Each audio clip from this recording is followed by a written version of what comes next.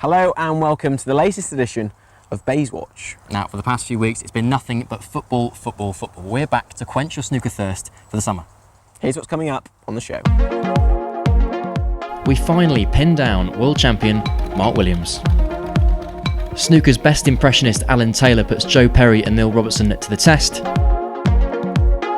And Ali Carter grows a beard.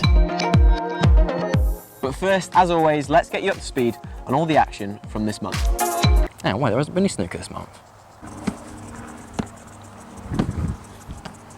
You been watching the World Cup this year, mate? No, I only watch Q Sports, mate. Why? Well, the commentators in football, they just get a bit too excited, don't they? Yeah. Imagine if that in snooker. A vermelha no canto, pode embolsar. Joe Perry pode começar aqui a demolir o 3 vezes campeão do mundo nos últimos 4 anos, Mark Selby, o rei do Crucible. Joe Perry vai. Aí está, claro. Tinha duas hipóteses, tinha esta de ajudar a tabela, tinha a outra mais afastada, que poderá embolsar já. Vai Joe Perry, falhou! Não! Que oportunidade que deixa aqui para Mark Selby, inacreditável. Agora, aí está Mark Selby, na sua elegância, outra campeão do mundo. Aí está, é a tua oportunidade para arrebatar o primeiro frame. Yes! Conseguiu! Lá está, lá dentro! Vai arrancar agora! Vai ganhar este frame, de certeza. É o campeão do mundo, o tricampeão do mundo, Mark Selby. That work?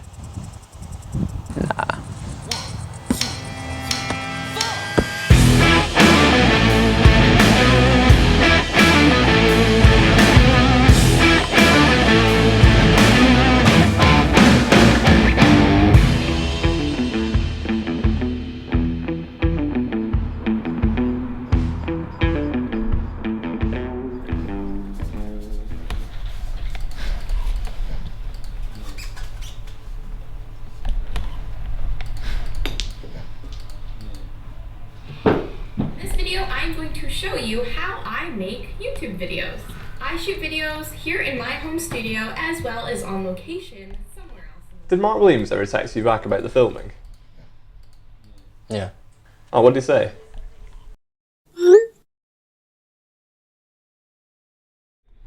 I think they can do it any time. Should we just go now?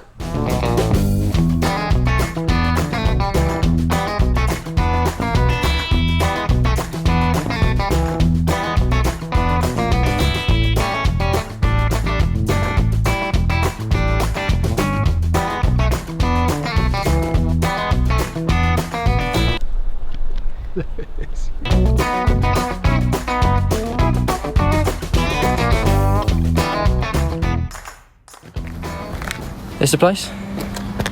Looks like it, yeah. Got the rebels. Let's go.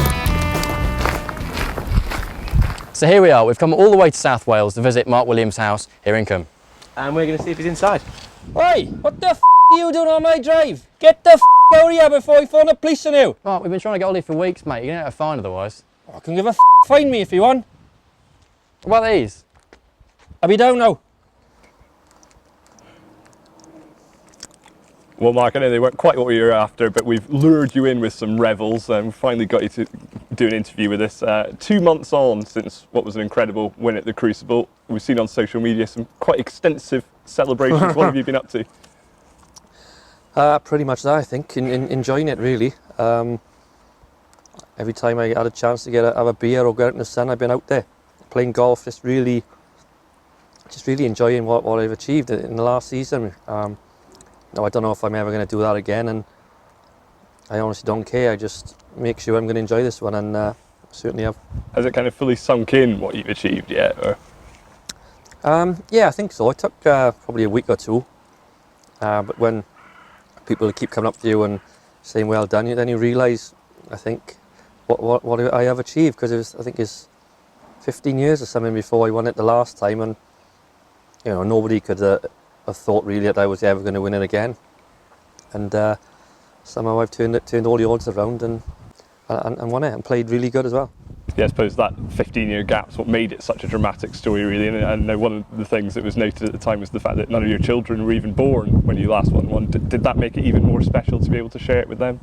That's the best thing, without a doubt, is when I watch it back now, I see some clips. I haven't seen it all, but clips that people post on Twitter, and I watch it, and it's just seeing my boys in the balcony, you know, cheering away They thought they won it before I missed an easy pink the frame before, and you could see them then, their heads go down, and when I actually did win the last frame, they were stood up cheering, shouting, and just seeing their faces, because they've never seen me win a tournament before, and just to see their faces has made, that's the best tournament win I've ever had, just because they was there. And when I go back to defending next year, I'm going to make sure they all come up with me and actually see me get introduced as the defending champion. If I lose first round, it doesn't matter. I just want them there. Obviously, and my wife as well, just to experience me coming out.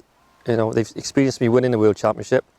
But it's just as good when you get announced as the defending champion here as well. And I really want them to be there to see that as well.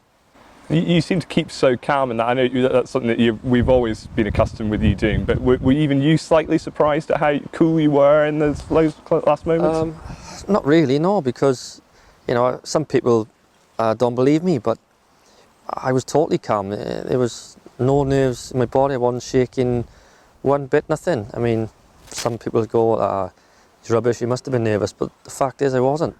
Against Barry Hawkins towards the end of that semi-final, absolutely shaking like a leaf.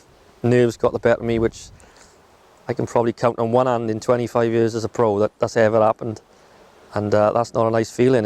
I don't know why, but it never happens to me. And in the final, even when I missed the pink, there was nothing. There was no tension going through my body. There was just nothing. And I knew I was playing well anyway, but I just knew if I got a chance in the next frame, I was going to make a break. Whether or not I was going to miss on 50 and 60 again, I wasn't sure, but I knew I'd make a decent break if I had the chance. Even if it went 17 all and I got a chance, I just felt totally calm. I don't know why. I wish I knew why. I mean, I've said it before, if you put an art monitor on me, even at 17, 16, it wouldn't be going any faster than if I'm playing in a club. And such was the transformation in your game. Just a year ago, you said that you were thinking about quitting, and I know you said your wife Jo convinced you to carry on.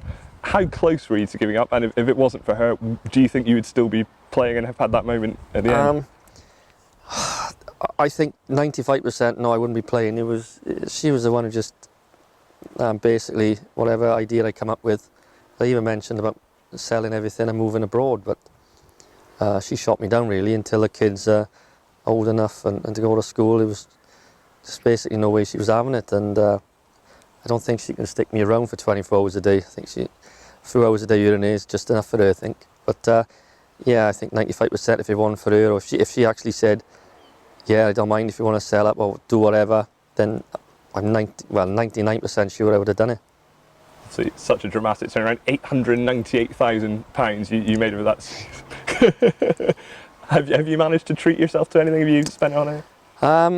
No, them days are gone really. I mean, when I was young, 20 odd, or if I was back there again, I might do something extravagant and this, that and the other, but I try to be a bit more cagey these days, I mean, you can go out and buy all these fancy cars and stuff when you're young, and it's only when you get my age, if you buy something expensive, as soon as you get it and drive away, you've done your absolute Sweden. So I try not to do that now, and I bought a couple of motorbikes and stuff like that, but there's nothing extravagant as buying a Ferrari or something like that. So is this motorbike behind us, was that part of it? Yeah, that's my recent one, no, but I've had that a while, about 12 months now, and had another American bike before that one, which I sold, and if I want anything for speed, then I jump on that.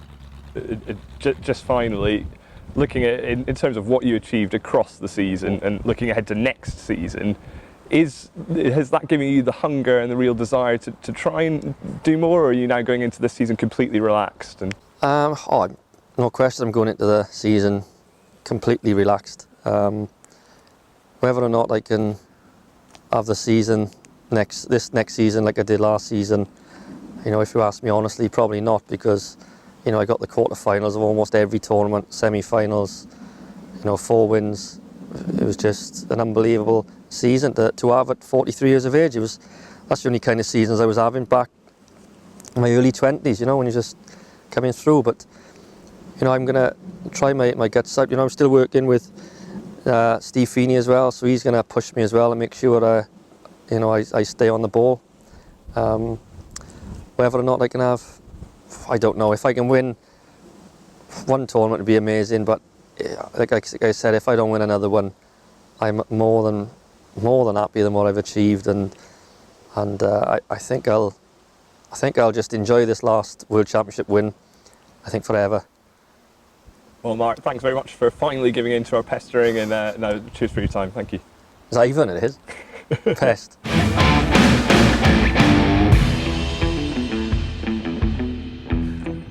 Next up on BAIZE Watch, we're here in Cambridge on one of the most beautiful days of the year, and we couldn't think of any better way to spend it than inside a snooker club. That's right. Whilst most people are enjoying a ride on the river or exploring the grounds of one of the UK's top universities, we visited two top students of the game for a punt.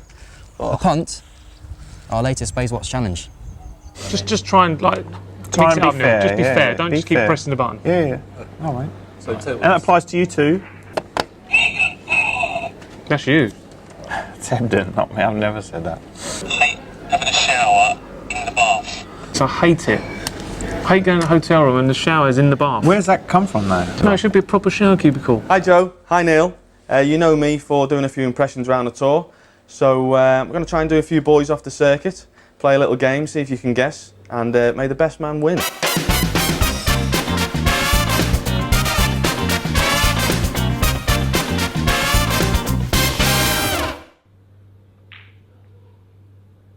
First round, voices.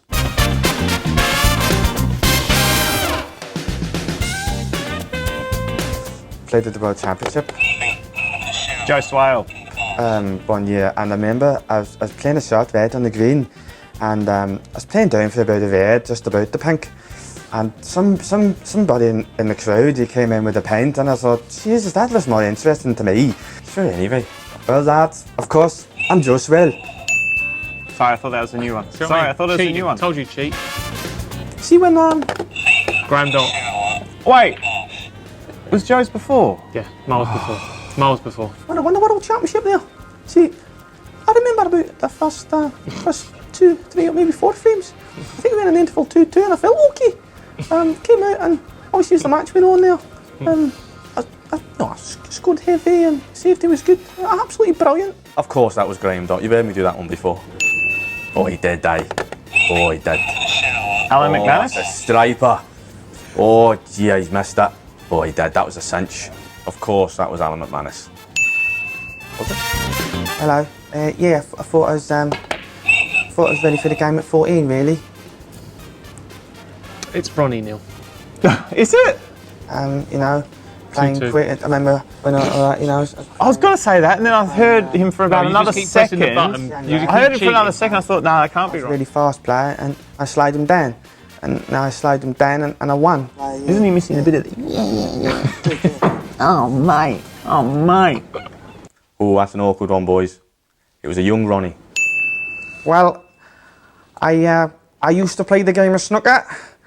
I recently come back here to do a few commentating bits. But unfortunately, I was commentating on his game. I didn't watch most of it because I just painted a shed. Darren Morgan. Oh, was, yeah. Well done, boys. That was Darren Morgan. I'm just proud of myself getting back here, really. Played the Crucible about 4 or 5 Mark years Williams? ago. You know what? I've been practicing hard. Just probably lacked a little bit of belief and take the game serious, really.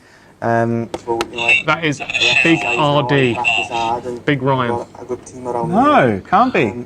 Just looking forward to my next match. I don't know if you guessed who I am, but I cue a bit like that.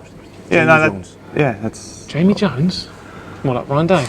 Hey, he'd play well. I mean, John Higgins. probably lost 1 or I'll 2 go start frames. this going here because this is... That's more like John.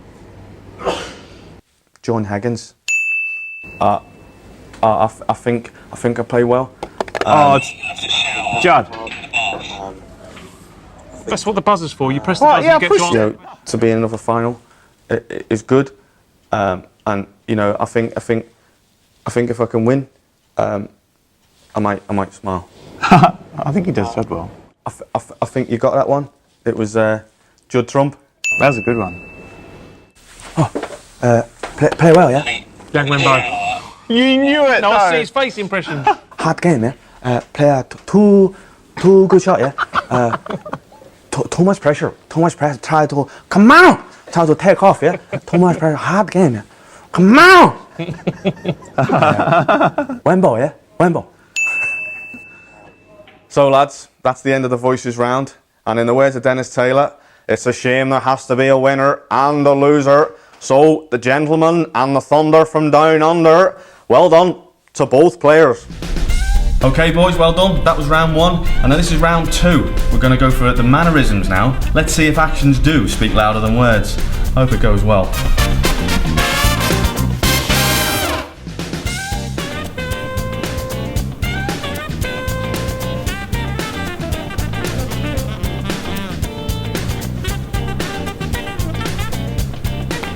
Selby. Shower in the bath.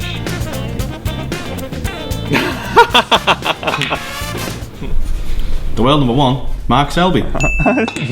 He does that well.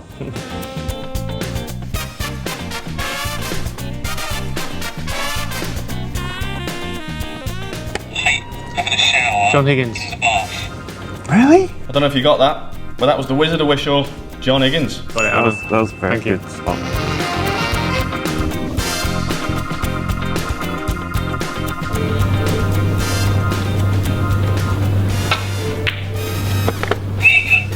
Sean Murphy.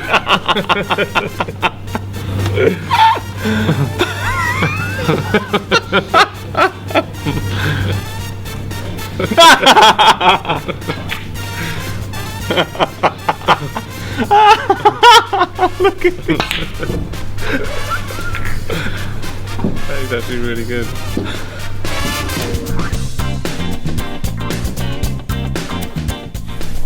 That was Sean Murphy.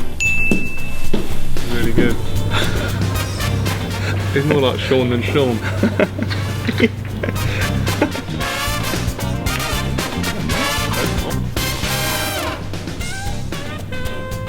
It's a lefty.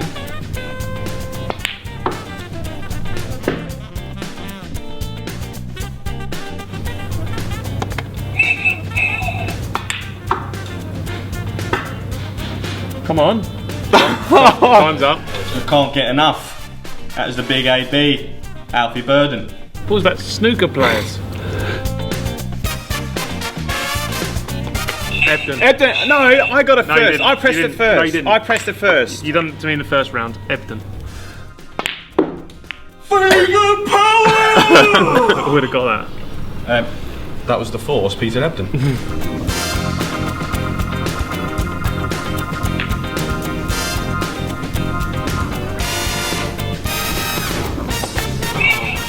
Is that Ricky Walden?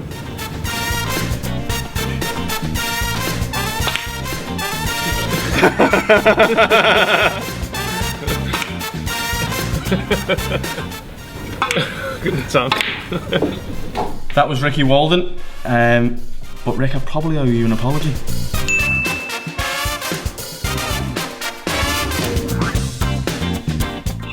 Dominic Dale. So many of my buzzer is seriously slightly off. It's pulling that little smile. Shulkin. Yeah.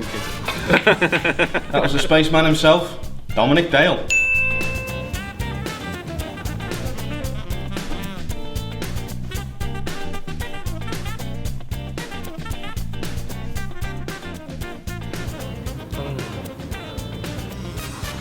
I'll add that in.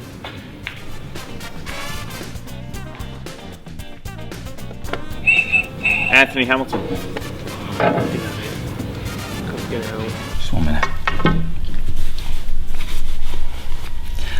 That was the Sheriff of Pottingham, Anthony Hamilton. So, that's the end of the impressions. Well done, Joe. Congratulations, mate. And if any of the players were offended, I apologise, and I'll see you in the Players' Lounge.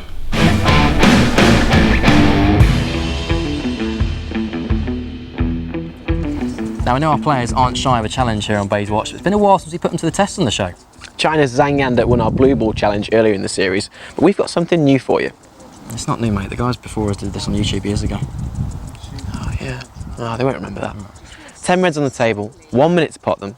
Simple. And the new challenge meant that Barry Hearn's given us a massive budget for this one, so we blew it all on the drone for the opening sequence. This is the Great British Break Off! That's going to cost loads, isn't it? Yep. Worth it though.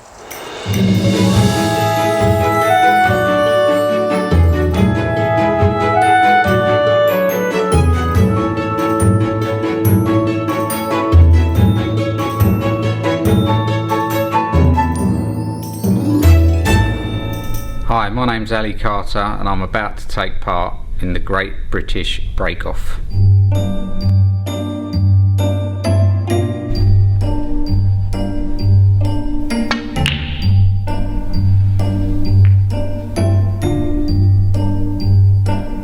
Has anyone put everyone off the break?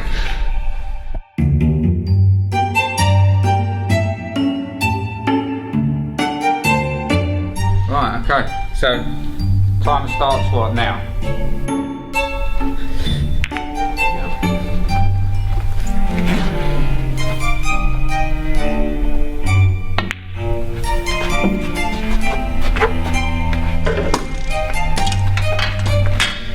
I can feel the pressure, it's like doing a big break.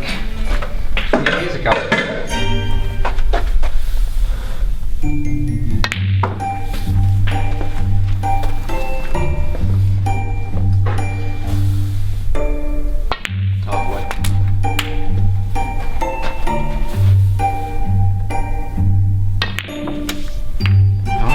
How many's that?